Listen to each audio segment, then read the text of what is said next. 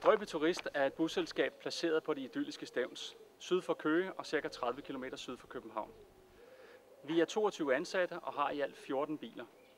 En investering i kørselsplanlægningsprogrammet Webtour for 1,5 år siden har givet os 10-15% flere ordrer.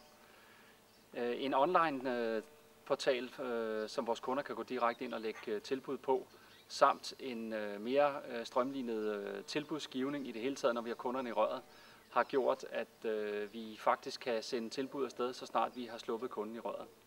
Når kunden modtager tilbud på deres mail, kan de straks gå ind og kigge det igennem, og derefter trykke ja tak, eller afvente nærmere information, hvis det er det, man ønsker. Vi har oprettet en kundeportal, hvor kunderne kan gå direkte ind og lægge ordrer ind i systemet.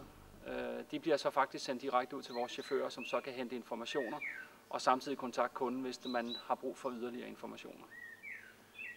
Fordelen ved Webtour er blandt andet også, at det er meget brugerbaseret. Det vil sige, at vi får nogle inputs fra de forskellige brugere, og der bliver holdt brugermøder 1-2 gange om året, hvor vores forslag til nye input og nye tiltag bliver præsenteret for Webtour, og som så forsøger at lave de ekstra tiltag, vi godt vil have. Strøby Turist benytter Webtour, fordi det er et professionelt værktøj, der gør livet lettere i dagligdagen.